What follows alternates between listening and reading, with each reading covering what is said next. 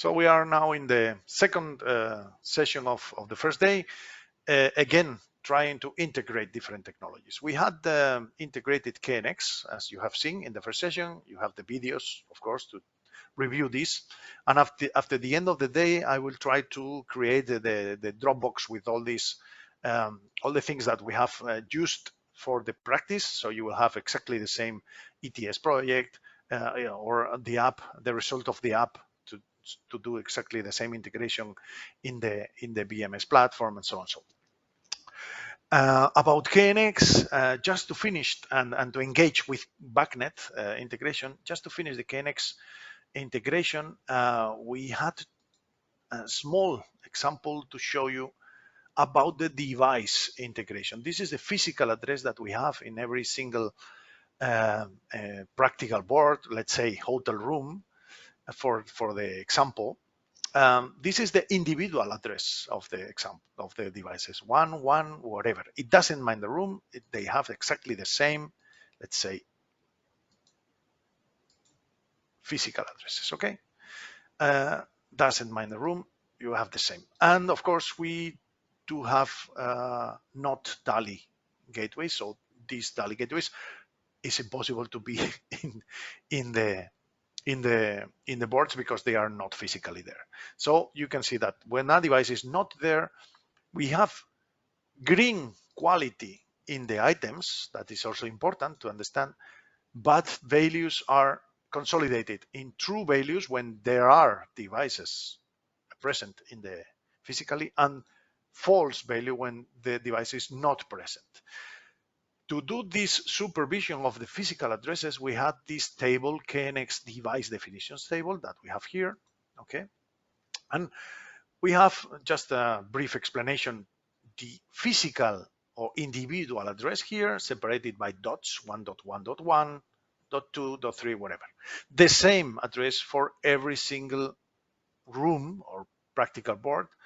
With a polling interval, I have changed the default 600 seconds, okay, seconds, so 10 minutes polling interval to 10 seconds for the push buttons to fasten the practice, the explanation I will show you now, just to order again by rooms. So we have all these devices with just the push buttons with 10 seconds, okay? So I will show you the camera because, well, it's not necessary, but what I'm going to do is just to extract the push button from whatever practical board. Let's say the first one. I will extract it now, and you will see in a few seconds how this item that is now marked here in true value, this item,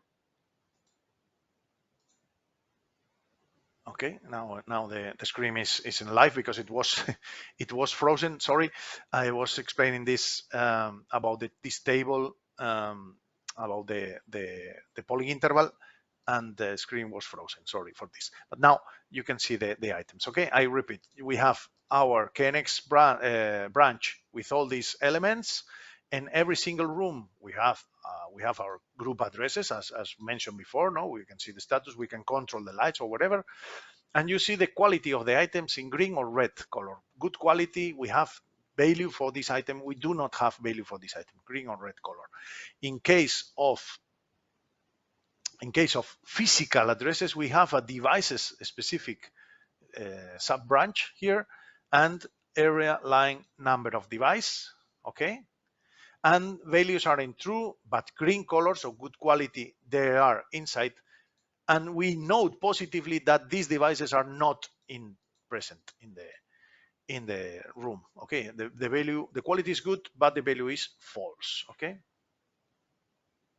Today you will get all the information in a Dropbox file, okay? Answering the question from Mr. Amit. So I will now extract this push button, okay? Let me 5 seconds.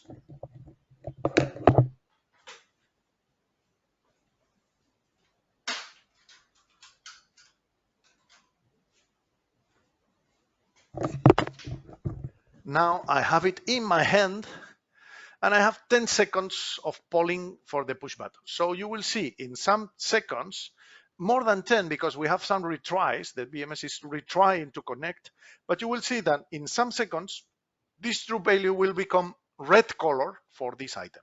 Okay, I will select a different one. Let's see that. Okay, now it's in red color. This means that it's undefined quality. We don't know what is happening with this item, but we have timeout, a courtesy time, we can say, to definitively know that there is no device in the room. We can use this, for example, to trigger an alarm. For example, we can do this to understand if we have more than 1, 2, 3 devices that are not connected, that we have a problem with the power supply, for example. So all these elements are items in our tree. So this is very important because we can use this. We have the total vision of my project with this BMS platform. I know what is happening with the gateway, you can see here. I know what is happening with the physical devices itself, what you can see here. You will see in a few seconds how this will become false. So it will sing it's not present, and after this timeout, I can tell you that it's a problem with this device. Okay. Even the gateway has a problem. Whoa. Maybe I move the cable. Let me check.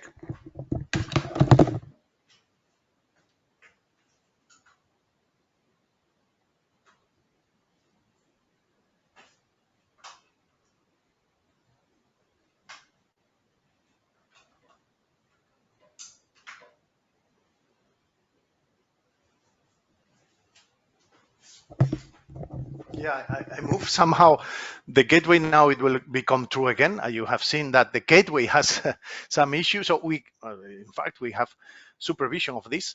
And then you will see after some seconds how this element will become false because the push button is in my hand, still in my hand. Okay, but we need connection to the gateway, of course. So also the group addresses, so we can supervise everything that we have in KNX, the gateway, the devices, and the elements, the data points that these devices are handling, are managing. So this timeout will be again started in 30 seconds, but you will see this push button will become false in a few time.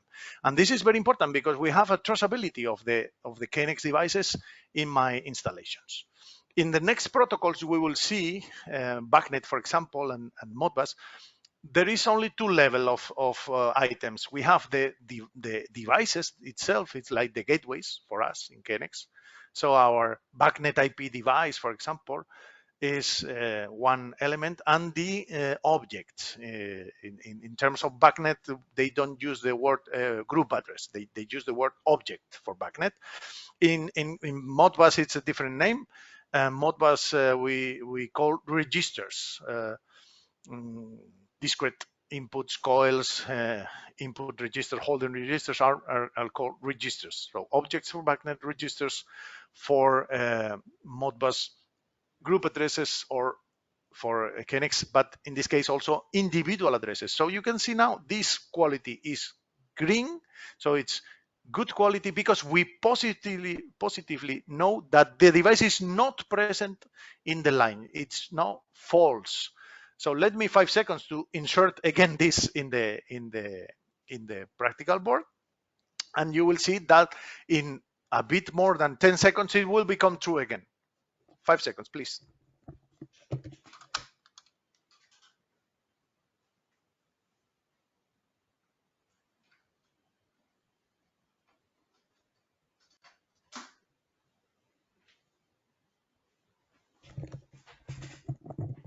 So the polling was 10 seconds. So in a few time, again, you can see now it's true.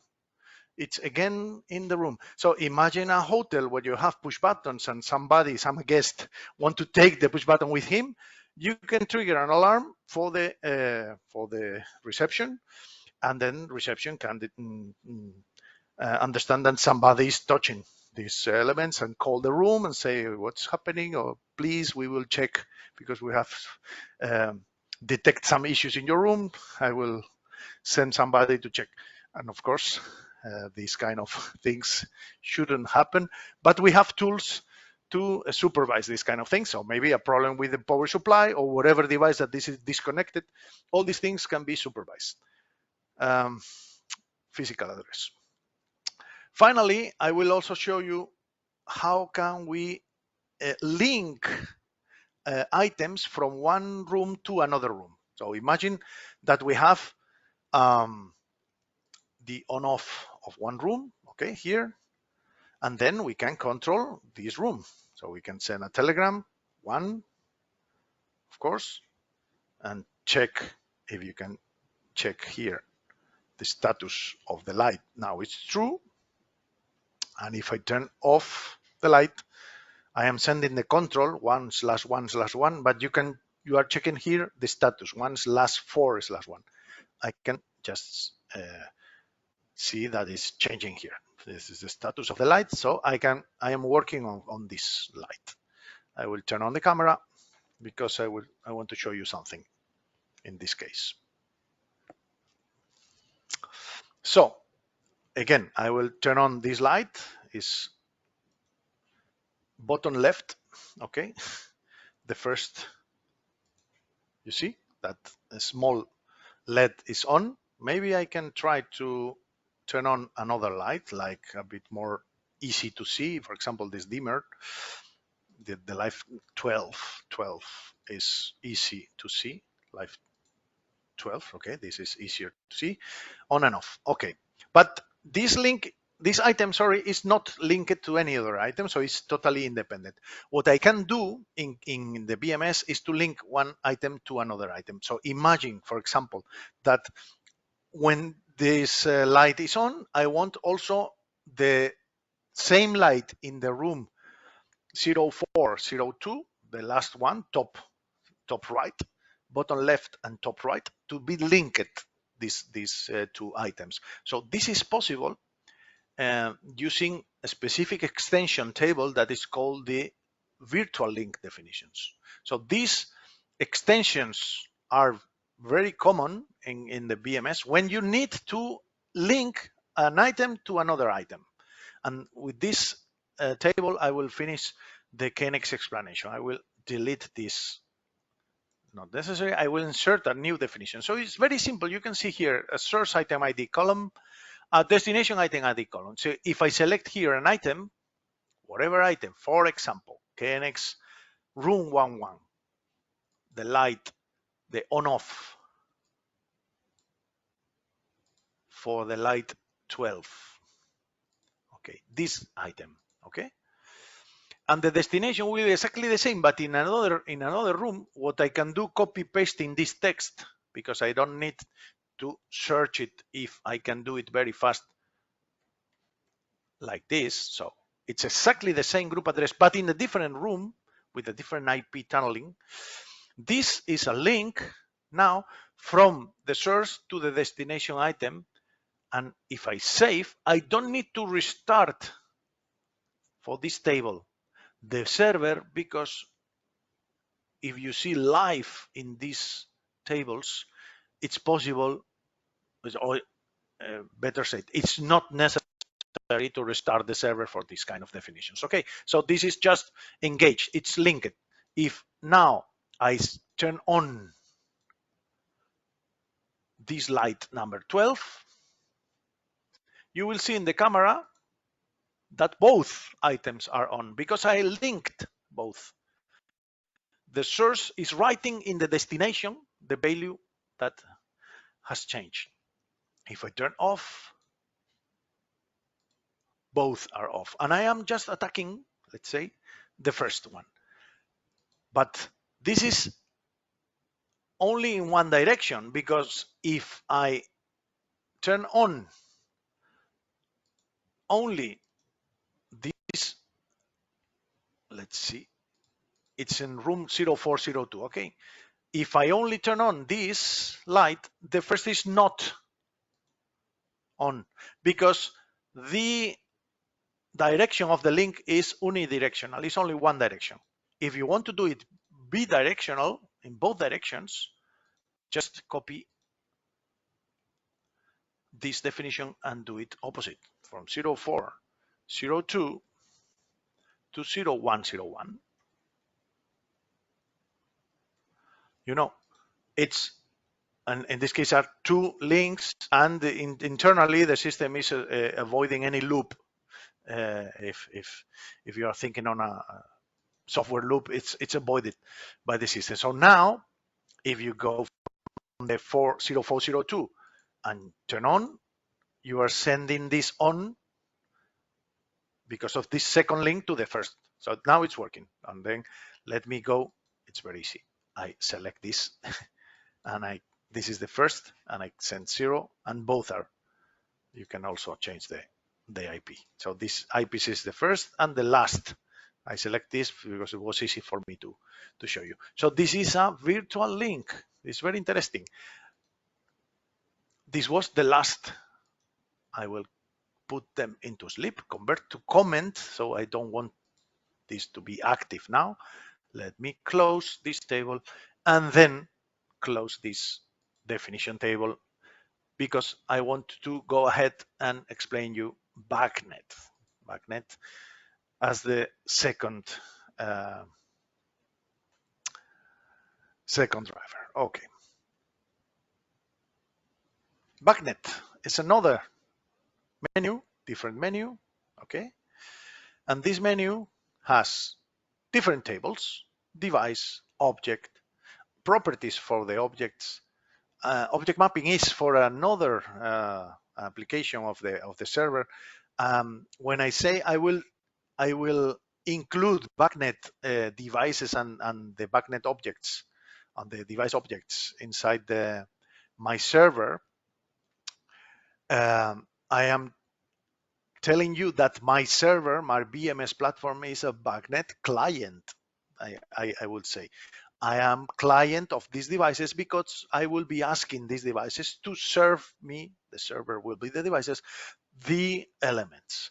But our BMS, you will see in the next session, can also be used as a BACnet server. So I can map whatever of my item tree in BACnet to serve to third-party, for example, visualizations. It's also typical application of the server, to use the server to convert, let's say, my KNX to BACnet, my DALI using the LAMPS module, my DALI elements to BACnet, my Modbus to BACnet, whatever, it's also possible as a BACnet server. So if you have a BACnet client as a visualization, you can use the BMS as a converter to all this. This is the aim of the multi-protocol server tool. If you only need this, you will use not the BMS platform, because you will not need management, you will not need visualization, but you have a cheapest tool to do all this work. But this is not this first example. I am going to get data from BACnet devices, okay? As you can see, the tables are empty, as I showed you before for KNX, are empty, totally empty. This is just some comments that we can delete. BACnet devices and objects, okay? This is the protocol. The BACnet protocol are based on BACnet IP devices and objects. If you have BACnet MSTP devices, you will need a converter. But BACnet MSTP devices are really 1% of the market, 2% of the market in terms of BACnet devices. Normally, 98%, 99% of the devices are BACnet IP directly. So we do not need sophisticated gateways to get data, because the devices are directly native for our BMS platform. So let me close the camera because it's important, the performance. BACnet, it's empty. Okay, let's check how we can get this information. I don't want to restart the server now. It's not interesting for me. Save change, yes, but it's nothing because I just deleted some comments. What we need for BACnet is to explore our network. So you can see there is a first option that is in gray. This is not active now. Start Explorer, because as we can be also a BACnet device for third-party clients, we have to stop the server in order to be able to explore the BACnet network. So we avoid to detect ourselves as a BACnet device. This is the reason why we have this option not active when the server is online. So for BACnet exploring, we need to stop the server, okay? So let me stop the server. Yes. And then when the server is stopped, we will see active this option. And we will see a fantastic tool to read all these BACnet elements in the network. So now when the server is stopped, you can see this option active. Let me open it, okay? Start Explorer. Maybe it will open in my first screen because the screen that I'm showing you is the second one. Yes, it's here, but I can show you very fast. Welcome to the NETx BACnet Explorer. It's very nice because it's a new tool. Current server workspace, number of device, nothing. Okay, nothing but also. Nothing okay, nothing but. And you are asking, do you want to search for BACnet devices under objects, or do you want to import EDE files? Okay, because maybe you can have the EDE files configuration from the BACnet devices. If you don't know anything about BACnet, EDE files are just the mapping in an Excel file. Okay, the mapping already configured in an Excel file.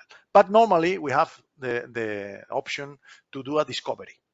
Online discovery for the BACnet objects and devices. Okay, so let's say I want to do this online BACnet discovery. What do you want to do about the devices? We have nothing, so it doesn't mind. Again, as it happens for KNX, for the first importing, it doesn't mind to overwrite because there is nothing to overwrite. We can select, okay, update, doesn't mind, nothing on it. It's possible. And then we can select next. Next, we are prompted to select a proper IP address for the exploring. The IP address is the address of my computer, my server, to do this exploring. By default, we have the local host, this 127.0.0.1, that is not valid, so we have to select a correct one. And it's possible that you have different local IPs. In my case, it's not the case, it's only one, but in some servers you have different networks, different network cards, network boards, so you have to select which one. Okay, this is my local IP address.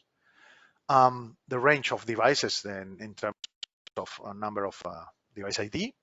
Let's scan the network and let's check what happens. And this is very fast. 3 devices. Okay, why I have 3 devices? Because I have my Wago BACnet PLC. You remember this device, okay? Because I have my local, for my home, my local BMS platform, NETx BMS platform.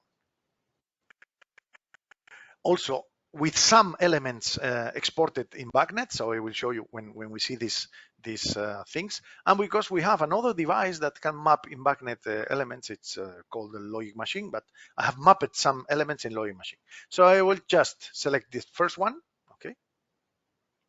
Only one, the device, the BACnet device.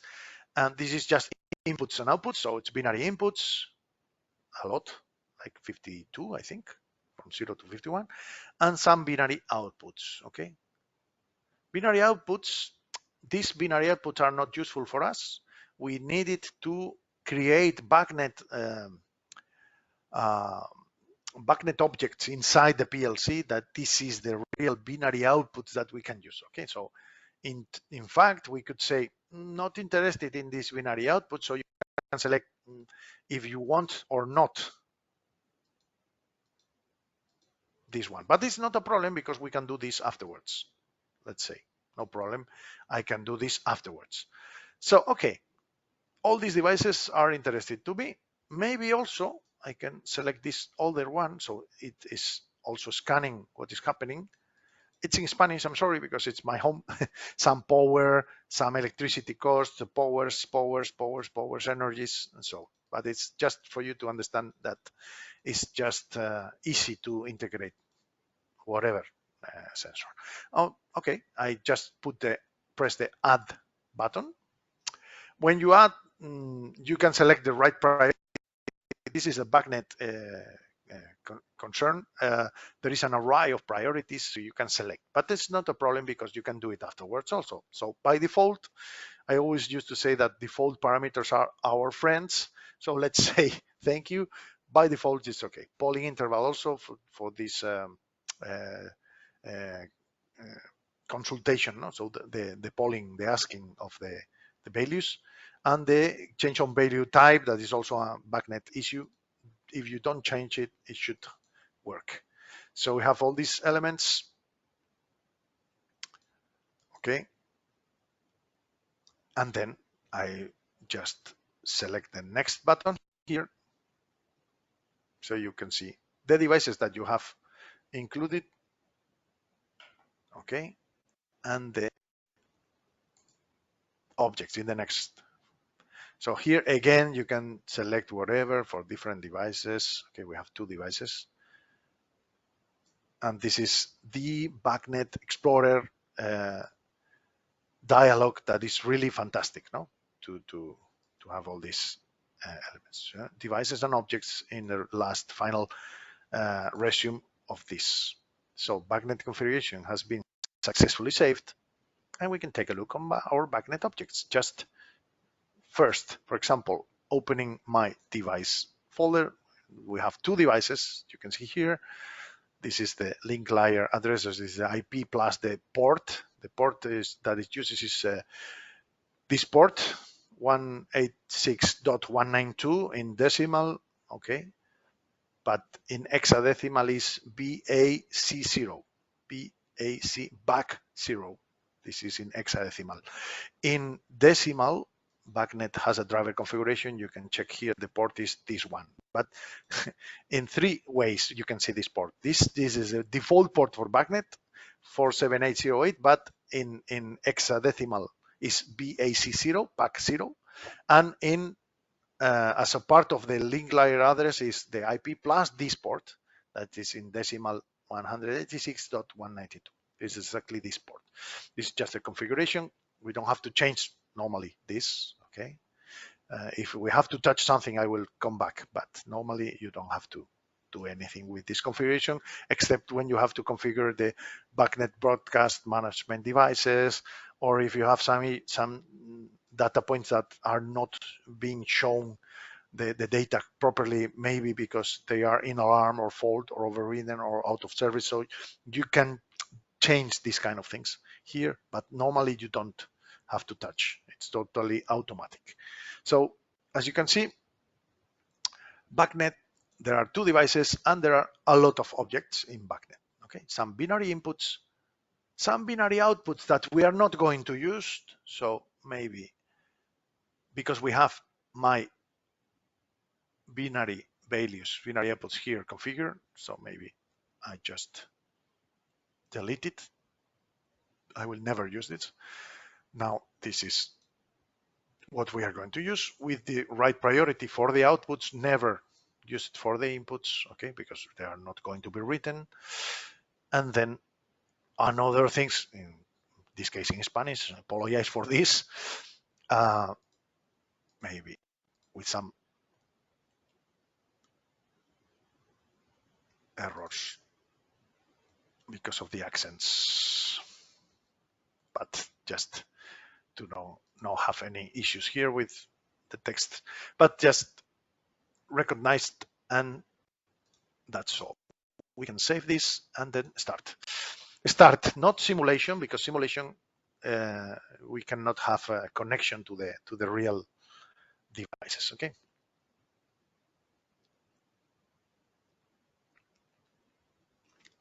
So just after restarting, you will see how BACnet elements are inside my project, and then we can interact, for example, with this. And now we have two protocols in the same BMS. This is very important because we have BACnet and we have NETx. We will have Modbus, and everything takes part or are part of the same project. And this is very important because the items are brothers, I would say. If you remember, I have just done an example with virtual links. And I just show you if this light from this room is on, then with this virtual link, I can turn on when this light is on, the other is on. But this is not limited from KNX to KNX. It's open to do it for whatever kind of object. So I have KNX, I have BACnet online, two devices, and then let me show it to you in my item tree. Now I have two protocols in my native drivers XIO branch. My KNX, as before, and my BACnet, that is new for you. My device, logic machine home, with some whatever items, power, the cost of the electricity, it's working fine. We have powers in bats, powers about the electrical vehicle charger. We have also at home, general power now. Now the photovoltaic is working fine because we have nothing, no consumption, perfect. Okay, the voltage in integer value, so 10 times multiplied. So I will show you how to fix this. No error here. About KNX power supply, KNX current, KNX temperature. The power supply is also supervised. The percentage of load and then some CO2, whatever. Okay, this is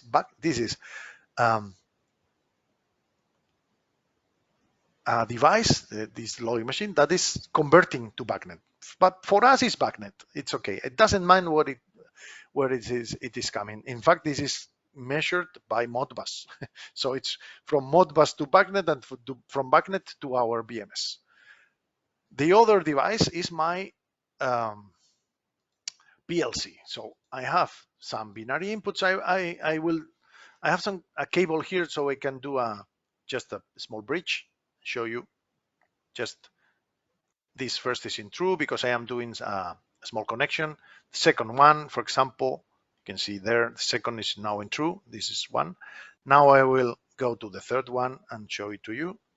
I can make it true, or the last one, for example, because I am doing some small bridge between the 24 volts and the input, like if it's a signal that is arising and not arising. So the triggering, the positive trigger and negative trigger for these binary inputs. I can also interact with the outputs. So in BACnet, we have some outputs. So I can write if the array position is okay. So I am writing the output. I can show you in the camera if you want. Let me check.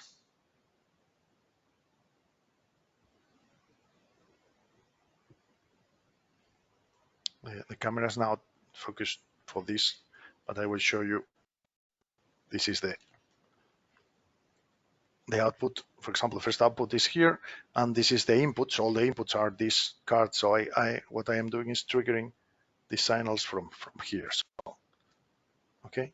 So if I turn on, for example, the second output,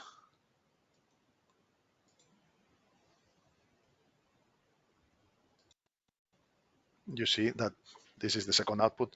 We can control this. Okay. So what I'm going to do is, again, let me close the camera because it's not interesting now and it's consuming. Is to do some links between inputs and outputs. Let me turn off this item and this item. Okay. So the virtual links is also possible to be used in BACnet, for example. But I will show you another way to do this. Let me check to close these tables. If you want to do virtual links, I have shown you a table here in extensions. That is the virtual link definition. So it's possible that you could do this here or in Excel. If you remember, we have Excel. All these tables can be exported to Excel, as you can see here, or it can be from Excel. Okay. So let me close this Chrome. Maybe it's frozen in my presentation. 1 second, and I will continue. Close all this.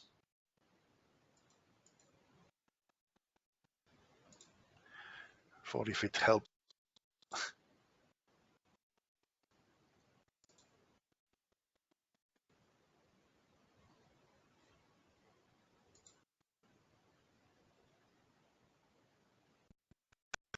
Then it can be better. Okay. So the videos will appreciate this if it's not frozen. Okay, so we have these virtual link definitions, but it's not really necessary to do this directly in the table. Let me show you how to do this. Item 3, it's possible to be open to even up to 4 times. And you can select windows, for example, in vertical. So you have the possibility to drag and drop items to items. For example, this binary input 0, imagine I want to link it to this binary output number 1. In which way? For a task can be a more complex thing, doing a script or whatever. No, just a v-link I've shown you. Just this and this related. If this is value going to change, I will write this value to this item. So from this to this. If you want to do it with the same input to different outputs, you can do it. So you can select from this input, for example, for the first 4 outputs, same input, write item, okay, and write item, okay. So if I show you now the extension table v-link definitions, we have these 4 definitions here, the same input with 4 different outputs. So that's working fine. And I will show you how this works. We have, let me again, vertical. I can trigger this input and all the outputs goes to true. Okay, it's on and now it's off and all the outputs go to false. True, all the outputs to true, the input in false, all the outputs to false. So it's like a KNX multicast telegram. But this is BACnet to BACnet. Why not to do BACnet to KNX? It's the same way. If, for example, I have this binary input 1, I can select, for example, I have a broadcast, remember, central off of the whole line. So, for example, I just have to save the table. The link definitions is here, these definitions. The input number 1 will actuate my broadcast of the lights in KNX. So, it's not in the camera, but I can promise that, and you will see if I put the windows this way, if I just do the bridge, all the lights are on now. As you can see, this is going to true. And if I release this bridge, all the lights are off. So I am attacking all the lights. Because I am linking this item with this item, and I don't mind if it's BACnet or this is KNX. It's possible, very easy to engage whatever protocol with whatever protocol. I have shown you a very simple way.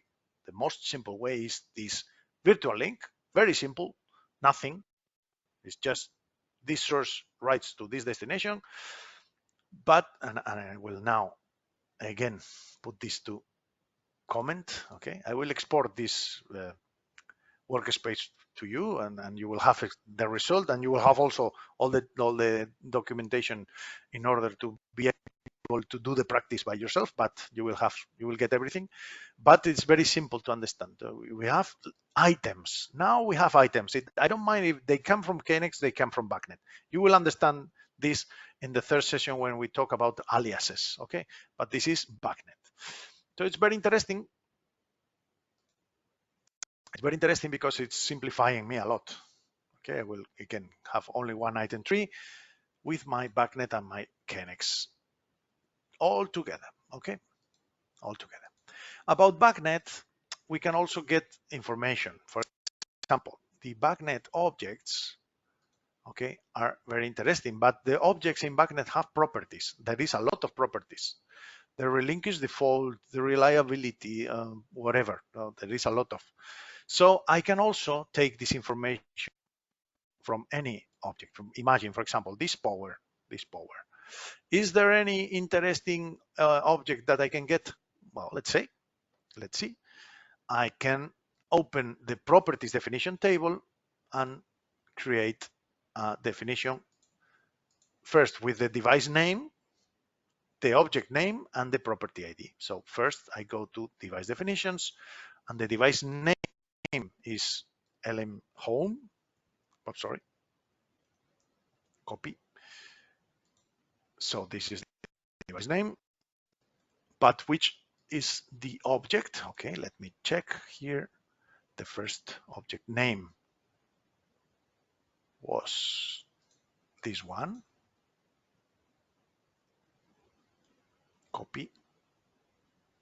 The property definition, I have to put this filter with the name, and then I will select which is the property I would like to see. It depends on the device if the object is implemented or not. Of course, I have, for example, reliability. That is a typical one. If you want to get more, just copy paste. As you can see, it's very simple to get also, for example, the relinquish default. This is the value by default, and with a polling interval of 5 seconds. And then I just save. And I have to restart the server because these properties will be sub items, metadata will be sub items for my BACnet object. So you will see how we can get properties also, BACnet properties, because all the items have their own properties, as you can see in this window. The window for the properties, but from the BMS point of view. For example, the last time stamp, the time from the last value on all these elements, no? The current value, the data point, whatever. There is a lot of properties we haven't seen because we will check it in the logic sessions on all these more advanced sessions. We're just taking data from the different protocols, but the properties are very important. But in this case, we are talking about BACnet, the property of the BACnet objects. Okay, so we have it. Let's check the item tree now, and let's check in the BACnet device. This object has properties, reliability, and the relinquish default. For example, you can see here the relinquish default is whatever, not set. The reliability is not here present. But this is properties, and this is not considered for the license. Then, in terms of data points that you are wasting, one object is one BACnet object with all the properties together. So it's not important how many properties you have here. It's only considering one for the license. Okay, so we have all these possibilities in BACnet. Another thing that we can do in BACnet, for example, is imagine that the array priority array is not 15, is a different one. We can always play with this. We can change this priority. But imagine that I can write here a value, but the value is not changing. This is because in terms of the array of priorities is not allowed to change the value if you write in this last last cell of this array. So we can also change this even for testing.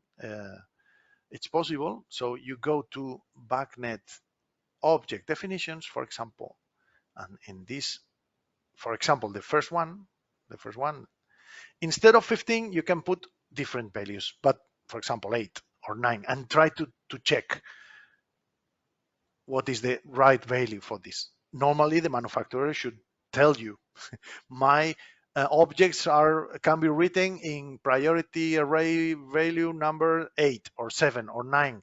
Normally, yes, from 8 to 16, normally. But maybe they don't tell you. So what you can do is this: put different values, and you will get, just for testing, but you will get all these possibilities to test. So you try to, with one object, put all these values for the priority, save and restart, and you will see. And this is the final thing I will tell you about BACnet integration, because we have a lot of things to see. So saving, forcing to restart the server, and then you will see how in BACnet we get the possibility from the BMS to check priority number 7, 8, 9, 10, or whatever at the same time for this object. And then this is just for testing. Then you can realize, okay, it's working with priority number 9. So I change all, and then I test. If all are working fine, and it's easy to do. And so the BMS is helping us with a lot of tools to work with BACnet, okay? It's very easy. And as you can see, KNX is like, let's say, semi-automatic integration, because we need the ETS app, the ETS project done, and then we can we get the exporting files to import in the BMS. But it's very simple to get KNX projects in our BMS. BACnet is even easier, because they have a discovery tool, so you just get all this information from the BACnet field. If you are using different BACnet segments, you may need to configure the BBMD, that is mean BACnet broadcast management device. So, but this is just a BACnet concern. It's also explained in the knowledge base how to do this, what are the from BACnet association, how is configured, and all these things. Now, item is again online, and I will show you as final thing this binary output number 1, and you can get all these possibilities to have the writing and reset for priority 7, 8, 9, 10, 11, 12, 13, and 14, and the current value. So you do changes and start writing, and then you can check what are working, what cells of this priority are working, and what cells are not working. Okay, nice. Okay, so I will correct this, just put again 15, and then save all and start with Modbus. Because from BACnet we will see more BACnet afterwards, but the integration is very simple and we don't need to explain much more. There's a lot of you know, in the you can see in the tables a lot of different columns and properties, but it's just information coming from the devices. Let me close, and after the restarting, I will start with Modbus. Modbus. Again, we have devices and data points. It's not complicated. Also, driver configuration, that is, as you can see, very complex. Nothing to do in the driver configuration. Log device, connects and disconnects if you want, and use offset addresses as item name, as a specific configuration. But normally we don't have to do this configuration. So if you want to include Modbus, you have to do it manually. Okay, you have to include a device, and you have to include the data points for each device. And then you have to take a look on the manufacturer's manual. So you have to get a manual and do the integration manually. The advantage is that if you are using always the same devices, you do it once and you get the file, and of course you get these files automatically imported from Excel. As is what I do normally. I have some files for this Modbus device configuration. What I do is to try from Excel to find this. So I will try to search this in a different screen. So I will not disturb you with all the folders I have here, but I have it in a specific Dropbox file. So I am just searching this. Okay.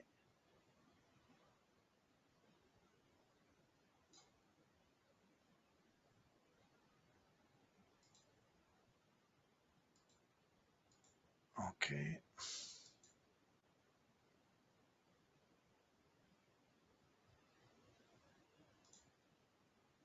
And I have, for example, this Modbus device definition. Just open it, and we get an example. And this is not the one I would like, because this is also in my house. So I will show you another one. Modbus device definition, classical. All these files will be also sent to you. That one. This is the PLC, the Wago Modbus. Okay. This is the one I would like to show you. I don't want to restart now because I want also, or I need also data point definitions. So from Excel, I go and search for the data point definitions file that I also already have it here. Data point definitions in this case. So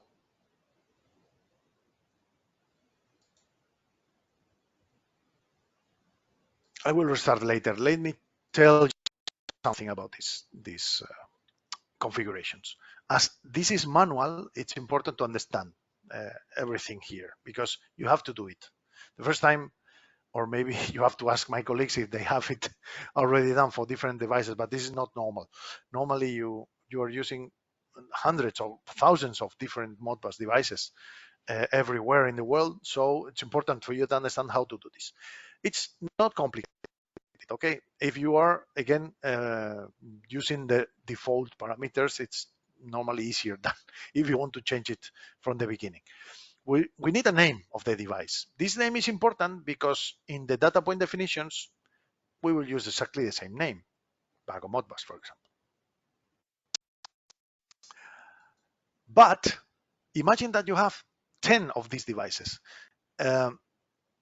The data point will be exactly the same, so you will copy paste these 10 times, changing the name of the device. So Wago Modbus 1, Wago Modbus 2, etc. will be the definition for the devices, and the data point will be a copy of all these elements 10 times. So it's very easy. If you have a lot of meters, for example, you just do tests with one, and then copy paste in Excel even. It's very easy.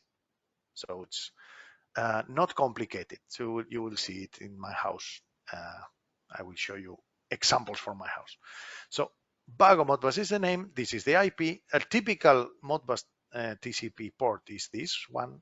Okay. 502 is the typical Modbus TCP port, but this is not always mandatory to use this, but everybody uses this. Okay. The slave ID depends on the manufacturer. Some manufacturers tell you, okay, this is a PLC, use slave number 1, or maybe you have to use slave number 255 or whatever. This is just a specific Modbus TCP device. When it's a slave from Modbus RTU, the number of the slave has to be configured. But let me first explain you this first example in Modbus. The name, the description is a Wago BACnet controller, big endian. This is the normal in Modbus is big endian, not little endian. But the BMS is also ready. If you have a little endian device in Modbus, it's possible. By default, the word swap isn't true.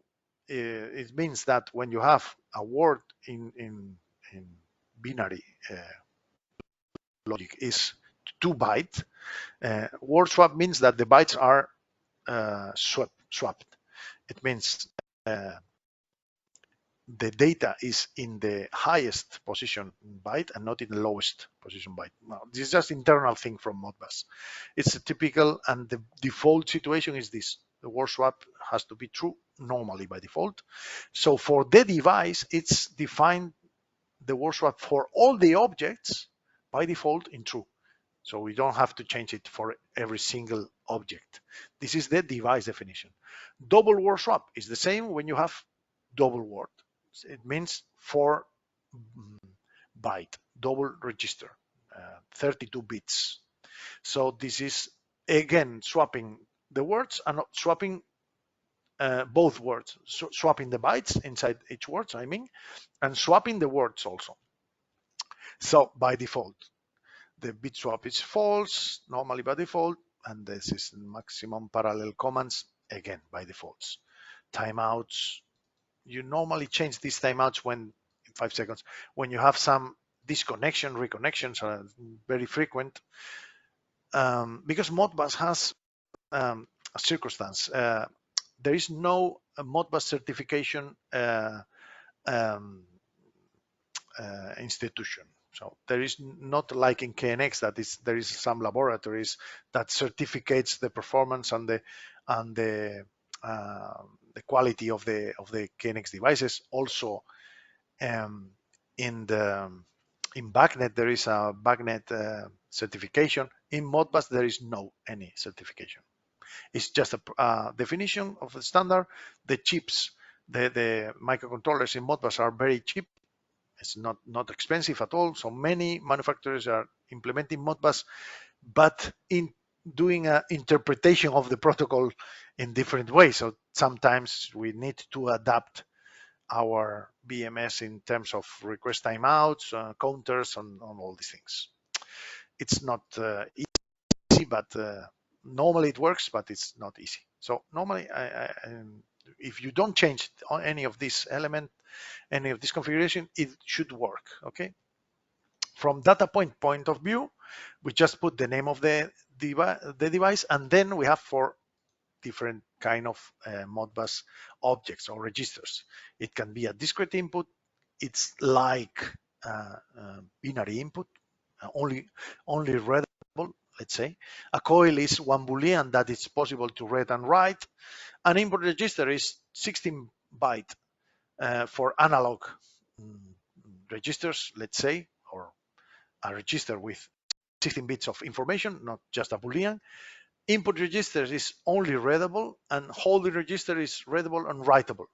Okay, so it's like equivalent to an analog input, or let's say equivalent as an analog output, but it's not an analog output.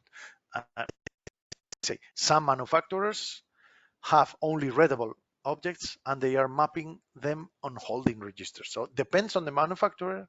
You can find only things that only are only readable, but the manufacturers decide to put everything in holding registers. It depends on the manufacturer. You will get the manual, the instructions, and then you can select the proper data type. No? Then the address. The address is the address inside the memory of the device. This is also, again, from the manual. I just follow the manual for the PLC, and then I just get the same information that is coming from BACnet. This PLC, this Wago device is also giving us in Modbus. But the problem is that it's using a 5 seconds polling interval, so it will take much more time to see the value change between nothing and 5 seconds. Depends on the time of the polling. So we have to do this manually, and then we can save files to Excel and have it for any kind of use. I will just show you how our Modbus device is working, and then what I will show you is my BMS, my home. I have to start again the Chrome in order to show you this. I hope the performance will not be affected, but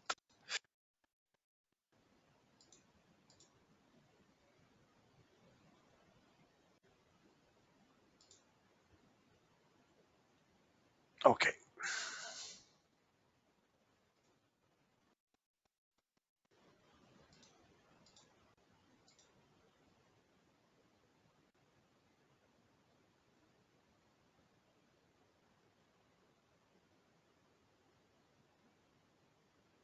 Okay.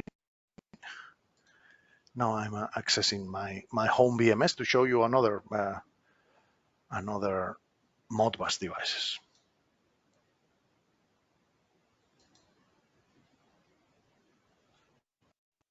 Because here in our item tree, we will have only one device, that is this PLC, and there is not many things to show you. But in my house, a lot of elements that we can show you in Modbus. So now what we have is a Wago Modbus device, just nothing to say, it's just my discrete inputs. And if I just make a bridge in the first, I have done it some seconds ago, and then you see the result. So I will say now plug, and let's see, it's some seconds. Now I trigger again on, and it takes some seconds. So because the polling is 5 seconds to see the result. So Modbus is not good for lighting control, for example, because you cannot get a good or proper response on the in terms of real time. No? For Modbus is good for metering, for example. It's really good.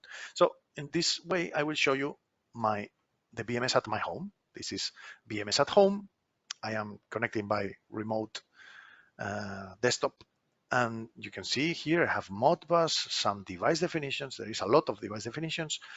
So for example, this one, Smart Link IP. I am using some the protection in my board are digitalized. Everything is under surveillance. I know a lot of information from my protections, electrical protections, and I have one master. For example, this is a converter from Modbus RTU to TCP. So you can see the IP, the port, and manufacturer says that the slave ID for this head is 200. That is not a real number for a slave ID, because in Modbus it can be from 1 to 241, I think, or something like this. But connected using Modbus RTU, we have different slaves, Smart Link with address number 2. Well, I have another one, but it's giving me some errors. I can tell you it's Smart Link slave number 1, but also some power tags. All these devices are using the same IP address, the same port, but different slave address. So you can see even my ABB electrical vehicle charging station is connected to this master, because this master is from a different manufacturer. It's not ABB, it's Schneider Electric, but it's a master, it's a converter from RTU to TCP. So I just configured this as a slave number 3, and it's working very fine. I don't another converter to do this. So I am inserting, thanks to Schneider, ABB device without the need to add another converter. But the question from our BMS point of view is the IP and the port is the same, but the slave number can be a lot of them. So it's just to do this. If you look the name of these elements, this is the device definitions. Then if we go to data point definitions, we have different ones. SIA, the UPS, in Spanish. UPS, Line is just the main switch of my connection that is has a microcontroller and is automated. The retrigger of this, a lot of information. My Smart Link IP with all my protections, differentials or direct protections. Smart Link slave 1, Smart Link slave 2, power tags, Terra, different power tags for my energy analyze. So it's a lot. And now I am trying doing some tests for my photovoltaic inverter. This is the last test I am doing, just for tests, but today it's working fine, because I changed some element that I needed to get this information, and it's working fine. So as you can see, the result is that in my house, my item tree, it's full of things. I have NETx, I have BACnet, Modbus, and other things I will show you. But in Modbus, I have one branch for each device, and all of these device has information in terms of what? But depends. Nothing in discrete inputs, nothing in coils, nothing in input register, because this manufacturer told me everything will be in holding. So you get information in holding registers. So I have this address in Modbus, and I have my current, my voltage, no power in this case, okay, nothing. Total delivered energy, this is, I think it's 1,000 times. Yes, it's in watts per hour, not in kilowatts per hour. If there is alarms or not, 3, so it's okay. No status, and the model of the power tag is whatever. So every single device, for example, this power tag has a different information. Again, no power. Well, this is not connected, I think, but this one, yes. You have power and cost fee or whatever. Energy measured, no alarms. That is not measuring the voltage. It's strange. Well, okay, maybe it's, have to check. Because it's a differential. It's not, okay. So elements, different elements. The inverter, for example, I am just doing some tests about the batteries and whatever. The electrical vehicle charging station has also different ones. So depending on the manufacturer, we can get information, different information, and you can decide what to include in your installation. So the central energy analyzer is this zero line. And in this case, the zero line is not mapping in holding, nothing. This manufacturer decided to do it in input registers. Well, this is a decision for the manufacturer. So you have a lot of information. It's an energy analyzer, and I am just using some tens of data points because we have more than 1,000 things that we can analyze from this electrical device, for example. And this is Modbus. We just need to do the proper configuration. In this case, as you will see in the data point definitions, there are some cases where this word swap that is by default defined in the device has to be changed, because in some cases this device is not using word swap. So we have to change from true and say, no, this is false in this case. In some cases, and another, the word swap is false, but not the double word swap.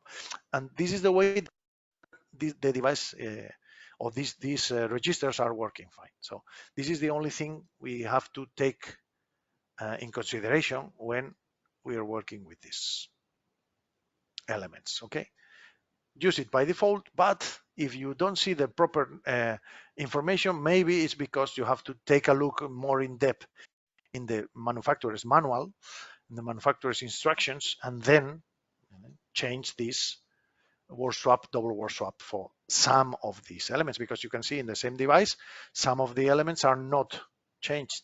So only some of them are changed, and in different ways, depending on the size of the registers. Okay, so this is Modbus. As you can see, there is a lot of information, and just do a configuration for the devices. And if you have, for example, the power tag, I did it once, and then I just copy paste, change the number of, or the name of the device. But in terms of effort, it's really not so big. So it's very interesting. So this was from my home, Modbus from my home. So we are back to our BMS. Okay, so we can go ahead, for example, talking about HTTP. Okay, I will again show the result in my home, but I want to show you something. HTTP is a driver that if you have installed the BMS, you will not see this driver because you have to add it. So let me show you how to do this drivers addition. I have to stop the server again.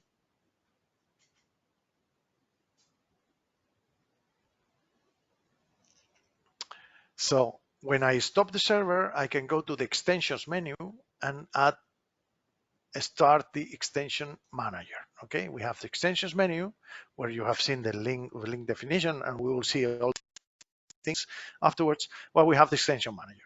So I will start this extension manager, and this is a specific tool that we have in our BMS. I have it here. Okay. And normally you will have a lot of things that are not installed. Not in my case. I have everything is installed, but you can see there is a lot of that. Some of you were asking about some specific manufacturers, no? HDL drivers or wherever, MQTT, but also HTTP. For example, HTTP driver is here, okay? So I have it installed, but if you don't install this HTTP driver, you will not see this HTTP information. So it's important. All this also related to hotel management, no? Related to specific door lock systems, all these drivers, or OPC UA, a lot of things has to be installed in the extension manager. Okay, about plugins, also about the core, some Xlogic, some tools we need for the logics. It's also here in a different category, but this is the same tool. The extension manager is helping us to do all these things. I have nothing to install. I don't need the info and nothing to update. Everything is updated, so nothing to do from my point of view. If you don't have internet connection, you can do it from a computer that has internet connection, and you can export whatever driver and get it in the computer that has not online connection. It's possible also to do this. So just to show you, extension manager is important, okay? You can install or uninstall whatever of these drivers, but this is what you get. When you do it, you can get this HTTP, okay? And then I will show you an example of HTTP configuration. But to do this example, I will open again. I'm sorry, but I need to show you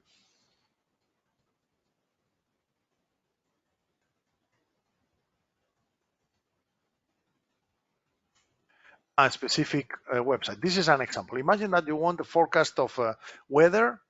It's a commercial web, and you find an API. They have an API, for example, that you can call to get data from this API. Okay, so let's go to API documentation, and it's explained to you. And finally, you get the instruction on how to make an API call. So you need this specific URL, HTTP, okay,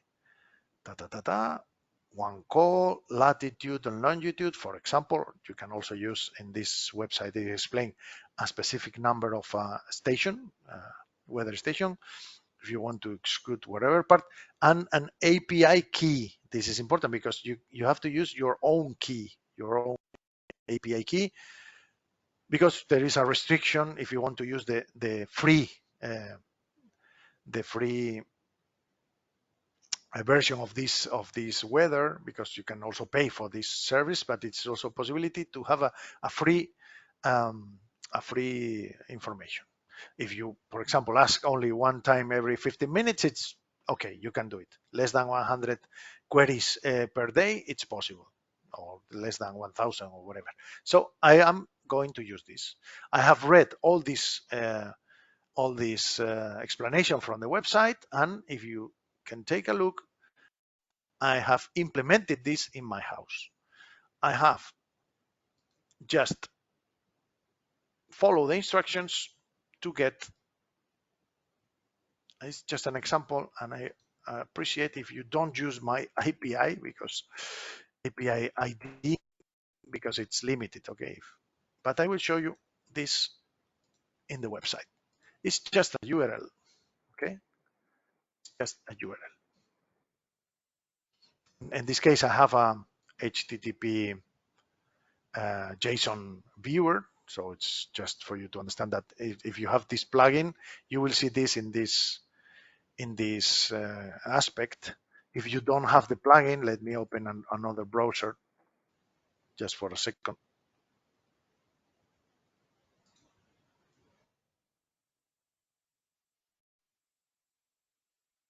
If you don't have the plugin, you will see, well, now it was automatically converted, but you will see in this way. And now it was converted because it has an automatic plugin, but you have seen this in a few seconds. So what do I need to understand? If you want to get this information as data for an item, for example, temperature, like this, I need this as an item. I can do it. I can get information as items. I will show you the result before. The result is in my house. In my item tree, I get an HTTP driver. I create a weather home folder. This is in my definition. There is a folder I wanted to create, weather /home, because I decided to put all these items in these folders. This is what I create. For example, the temperature is one definition. So I will get one item per row. Okay. Temperature is the name. This is the folder where this temperature is going to be in. Okay. And then I need to ask this polling URL with a polling interval of 900,000 milliseconds. It means 15 seconds. Nivel is level in Spanish. Level 2 is the polling resource. This will be explained later on. But I want to get information from current from current in the JSON structure, from current part, and specifically in temp tag. So this is what you see here. What you see is that I have a current information, and inside this level, so this is the second level. For example, I have the sunrise time, the sunset time, the temperature, the feels like temperature, the pressure, the humidity, the dew point temperature, the ultraviolet incidence, the clouds percentage, the visibility meters, the wind speed, the wind direction degree.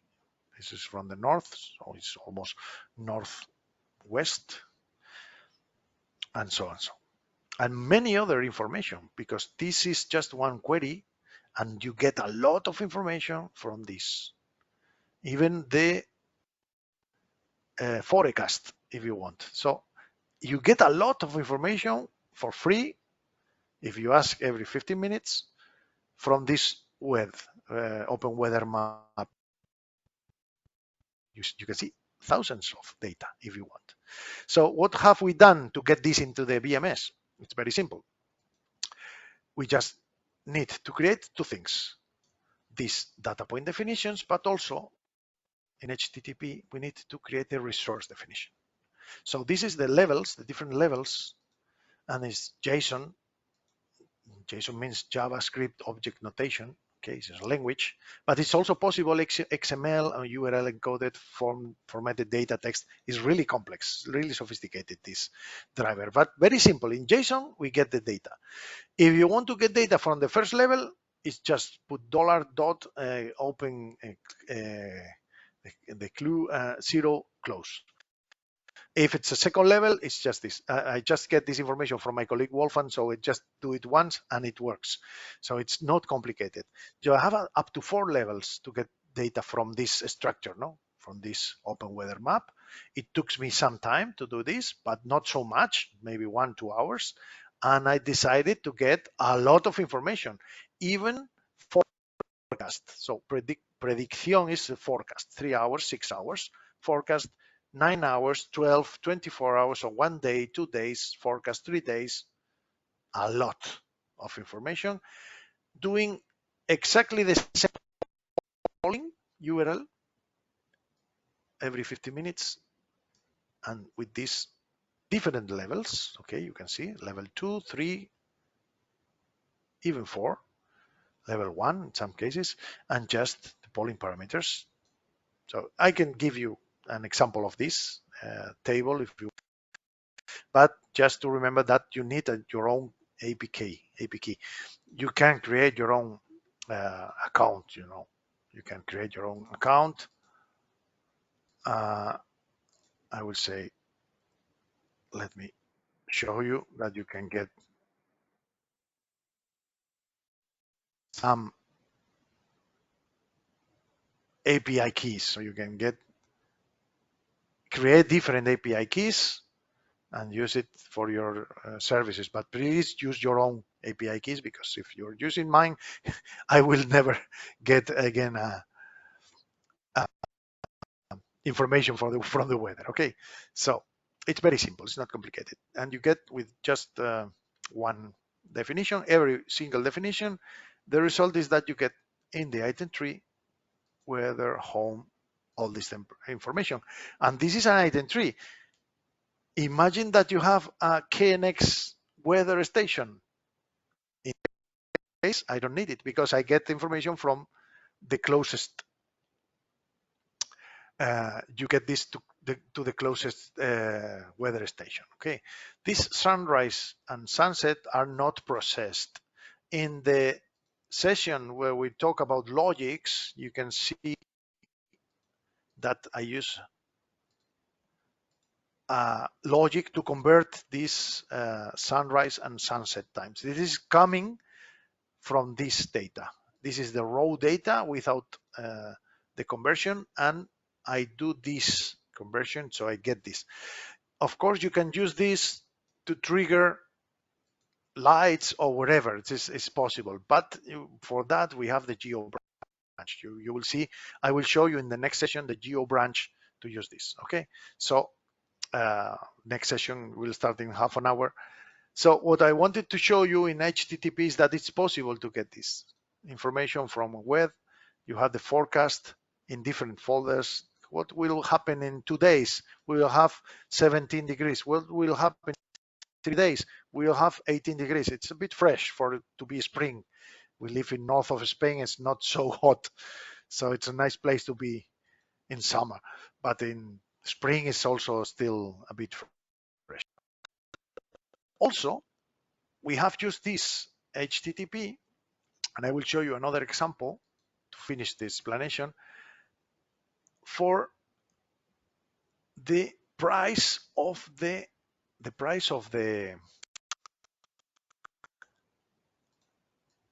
electricity, hourly price of the electricity. Let me show you again another API. We have an API where we can get the price of the electricity, and also an item that if it's false, is cheap or not, and it's under the average. So I am using this, and this is not a joke, it's real. I am using this to charge the car when it's cheaper, and not charge the car, to block the charge of the car when it's not cheaper. In the night, I need 3 hours to charge the car. So I can decide during the 9 or 10 hours of the night, if it's cheaper, charge; if it's not cheaper, block it. So I get this information in my BMS, and I am using this to block or release this in my car. So I am just doing this, getting the price for every single hour of the day, okay, and getting also if it's cheap and if it's under average for every single time of the day. And I get as a result in HTTP the price of the light in euros per megawatt. And of course, I will do some logic. This is some logic I do afterwards to convert in euros per kilowatts per hour. So I will explain all these things. But what I get is if it's true or false, it's also items in my BMS, and I can manage all this information coming for free from the website, and I am just using my BMS HTTP driver to get this information, defining data points definition, and just resource definition, and so on. So this is only for getting. That you know that we can also get post and put, so it's really sophisticated. This driver is also possible to change information from this. Okay, and it's not science fiction. It's just real application to save some money.